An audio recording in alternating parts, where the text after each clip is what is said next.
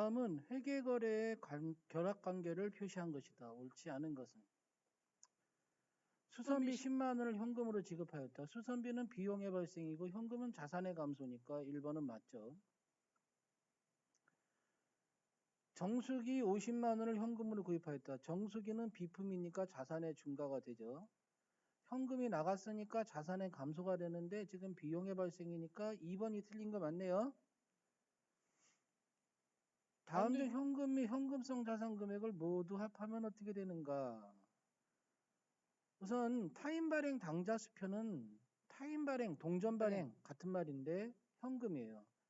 만약에 당전 발행이라 그러면 그건 당좌예금이고 어쨌든 현금, 현금성 자산 안에는 들어가죠. 당좌예금도. 그래서 당좌예금도 현금성 자산, 현금이 현금성 자산 3개월 이내에 우리가 현금화가 가능한 금융상품, 이게 현금성 자산 이렇게 됐죠. 90일 이내. 그래서 40만 원, 50만 원, 60만 원 이렇게 더해가지고 150만 원이 되겠네요. 자, 요거는 우리가 좀 공식 좀 알고 들어가야 돼요. 공식 좀 받았어요. 기초 재고 플러스 매입 마이너스 기말 재고는 매출원가. 다시 한번. 기초 재고 플러스 매입 마이너스 기말 재고는 매출원가. 하나 더 부르면 매출 마이너스 매출원가는 매출총이익. 이 두 개의 공식을 우리가 좀 알고 외우고 들어가야 돼요. 기초 재고 플러스 매입 마이너스 기말 재고는 매출원가. 썼죠? 매출 마이너스 기말 재고, 여기 매출 마이너스 매출원가는 매출총이익. 자, 그런데 이제 왜 이걸 공식을 알고 들어가야 되느냐? 첫 번째 부른 공식을 잘 생각해 봐요. 기초 플러스 매입 마이너스 기말은 매출원가인데 잘 들어요. 마이너스 기말. 기말을 어떤 금액을 빼느냐에 따라서 매출원가가 변화가 오겠죠. 매출원가가 또 변화가 오면 두 번째 공식. 매출 마이너스 매출원가는 매출총이익이라고 그랬죠? 매출원가가 어떻게 변화가 오나에 따라서 매출총이익이 변화가 온단 말이죠. 알겠습니까? 그래서 자, 다음 중 물가가 지속적으로 하락하는 경우 물가가 떨어지고 있대요. 물가가 떨어진다는 뜻은 뭐예요? 똑같은 물건이 옛날에 샀을 때는 비싼데 똑같은 물건을 최근에 와서 샀을 땐 싸다 이 뜻이죠. 자, 기말이 똑같은 물건이 가격이 떨어지는 것을 얘기하는데 매출원가, 매출총이익, 기말재고자산이 금액이 가장 높게 평가되는 경우는 하고 물어봤어요. 그러면 첫 번째 부른 공식에 잘 들어요. 기초 플러스 매입 마이너스 기말. 기말이 작으려면 어떤 거를 먼저 팔아야지 기말이 작을까? 기말이 작으려면 선입선출법. 그러니까 다시 말하면 옛날에 비싼 물건을 먼저 팔아야지, 그죠? 나중에 사온 싼 물건이 남는 거잖아요. 예? 그래서 기말이 작으려면은 선입선출법. 비싼 물건을 먼저 팔고 싼 물건이 남아야지 되는 거잖아요. 예? 그래서 기말이 작은 거는 선입선출법이 될 수 있다라는 얘기가 되겠죠. 선입선출법이. 알겠습니까? 여기서 기말이 작은 거는 선입선출법.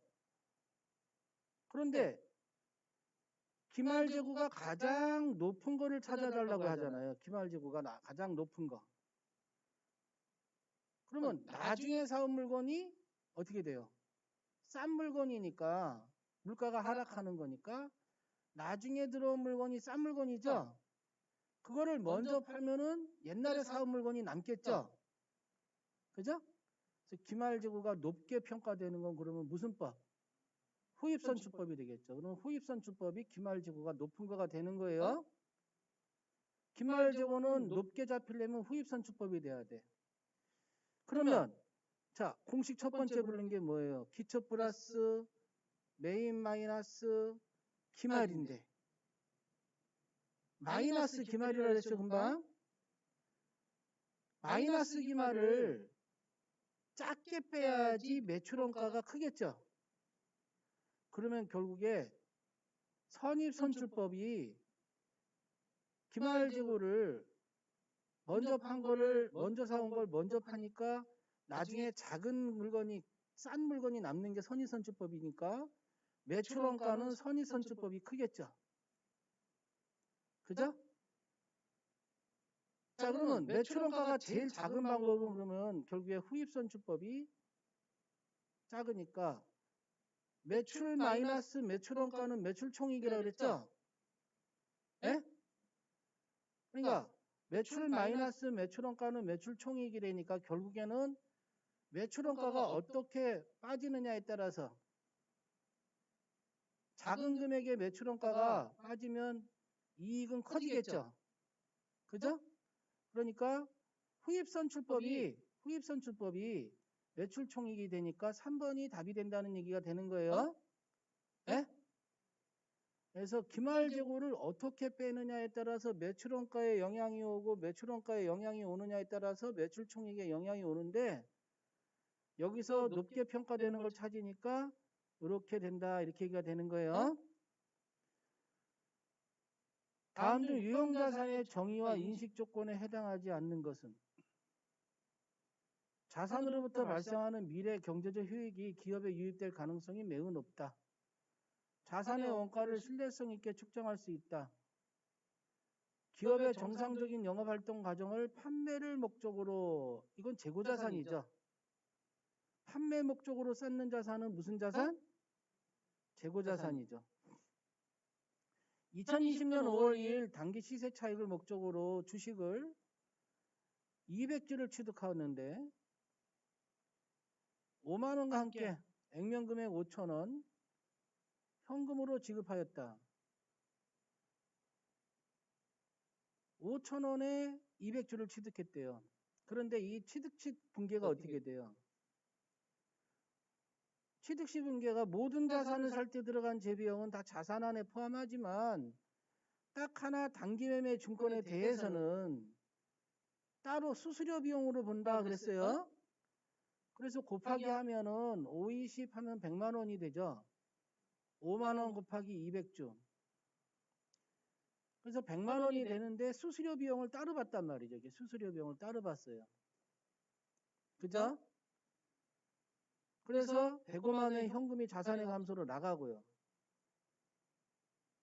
이 주식을 10월 1일에 4,500원으로 매각을 했대요. 100주만. 100주 곱하기 4,500원 하면 받은 금액은 어떻게 돼요? 받은 금액은 곱하니까 45만 원이 되겠죠? 그래서 차변에 현금 45만 원이 받은 거고, 하지만 이 금액은 100주를 얼마에 산 거예요? 5만 원에 산 거죠? 100주를 지금 5천 원에 산 거죠? 5천 원에. 그러면 5만 원, 5천 원 곱하기 100주 하면 50만 원이 나온다는 얘기죠?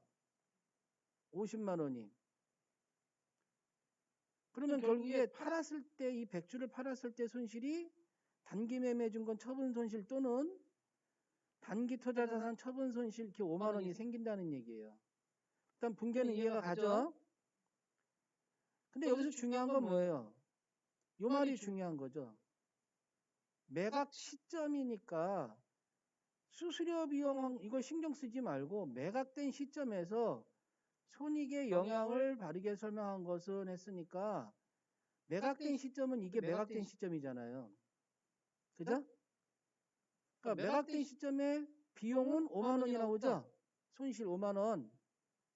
그래서 손실이 나왔기 때문에 순이익 5만 원이 감소한다 이렇게 되는 거죠. 여기서 매각 시점이란 말이 나왔기 때문에 그렇고, 만약에 이 말이 없었으면 이 두 개의 거래를 봤을 때 수수료 비용도 영업의 비용이고 얘도 역시 비용이고 영업의 비용.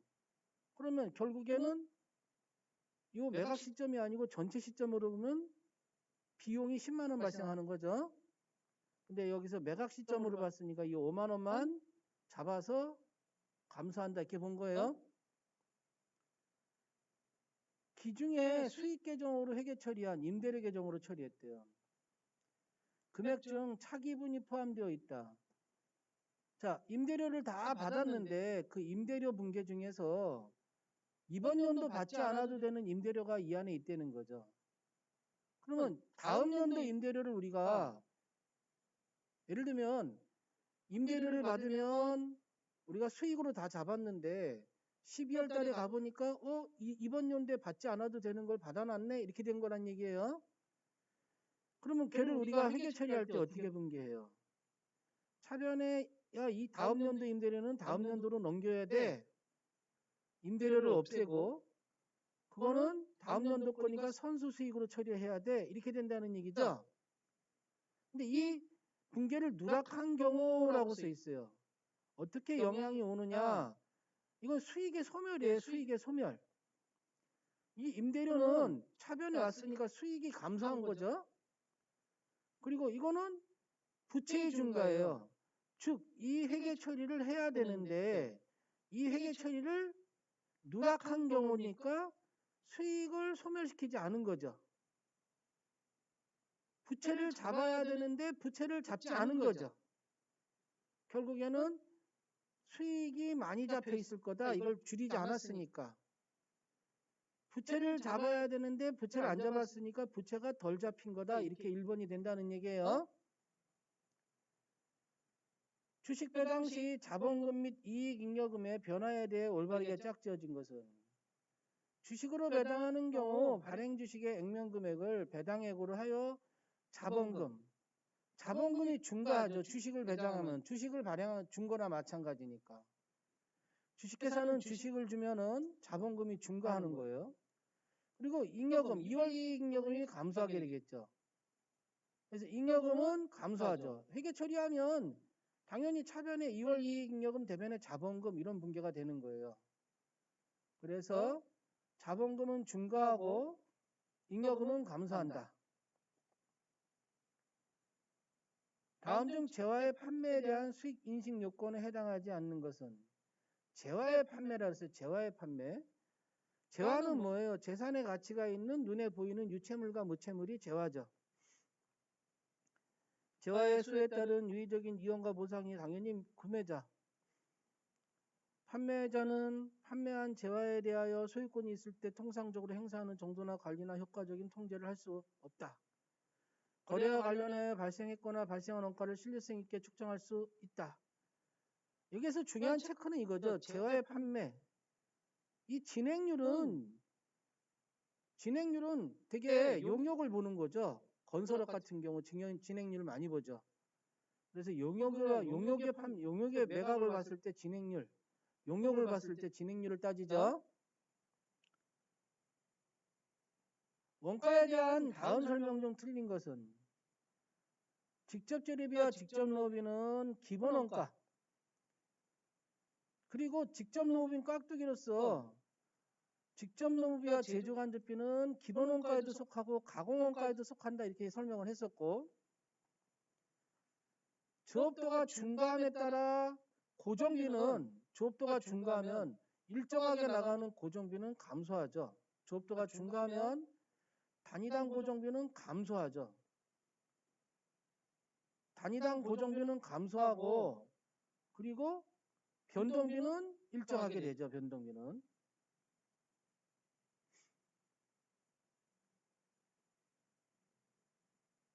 한국은 4월중 5만 원의 직접 재료를 구입했다. 이건 매입한 거고, 재료가 원래 10,000원이 창고에 있었다. 그러면 재료는 총 창고에 6만 원이 있는 거죠. 6만 원.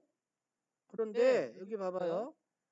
4월 말 재고가 얼마큼을 써고 2만 원밖에 안 남았다. 그러면 재료비는 얼마예요? 5만 원에서 만 원을 원래 기초에 있었고 이걸 더하면은 재료 계정으로 쳤을 때 6만 원이 재료가 있어야 되는데 창고에 다 쓰고 2만 원 남았다. 그러면 소비된 금액은 얼마가 보면 4만 원이 되겠죠. 자, 여기 봐요. 5만 원과 만 원을 창고에 있었는데 4월 말에 보니까 창고에 가보니까 2만 원밖에 안 남았다.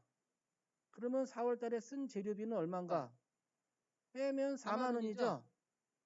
자, 4만 원이 제조원가 안에 들어간 거예요. 4만 원이. 이 제조원가는 재료비, 노무비, 제조간접비예요.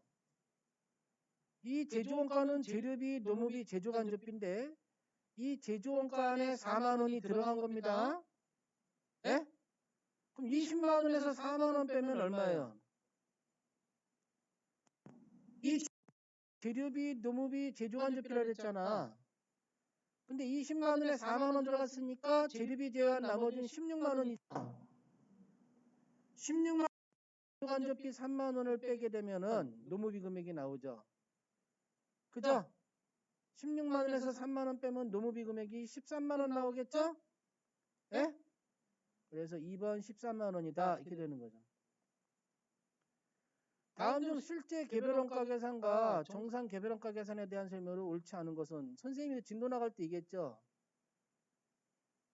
예정액을 계산할 때는 예정 곱하기 예정이 아니다.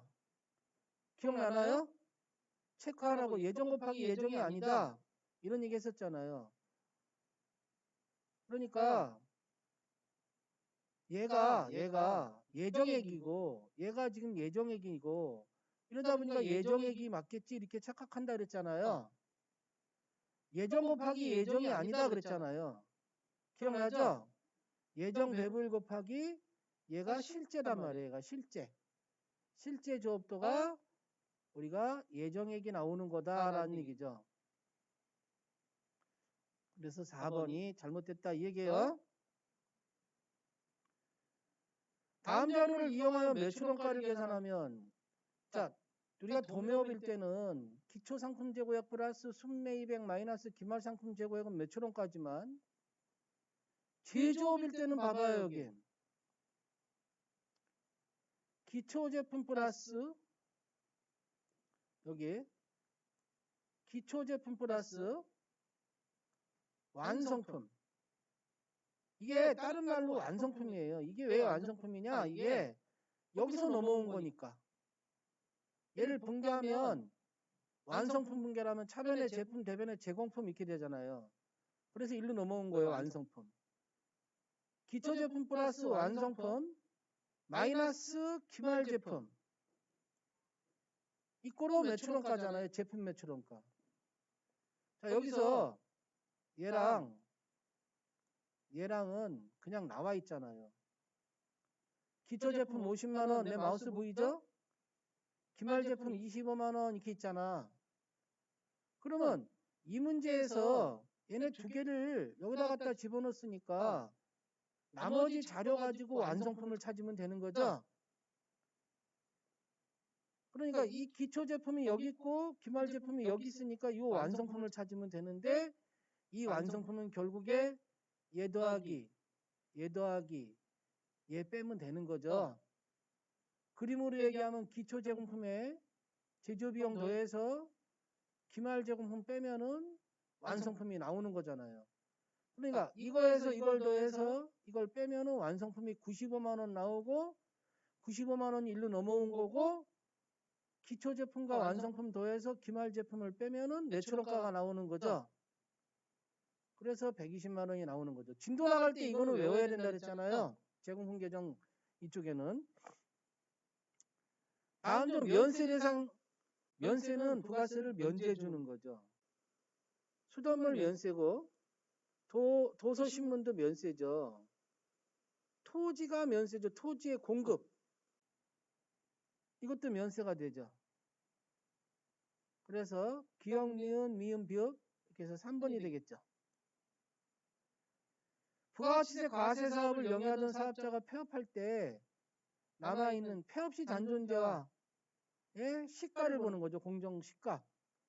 그래서 1,500만 원이 되겠죠. 1,500만 원. 토지는 부가세가 면제되는 거죠. 부가가치세는 사업장별로 신고 납부하게 돼 있어요. 하지만 총괄납부 승인을 얻었을 때는 총괄납부에 대해서는 납부를 총괄납부할 수 있는 거지 신고는 사업장별로 해야 되는 거죠. 틀린 것은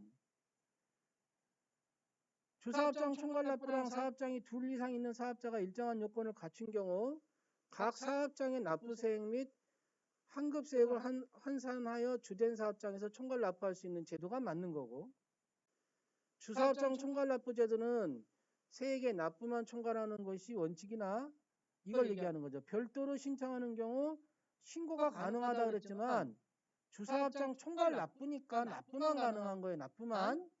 그래서 2번이 되겠죠.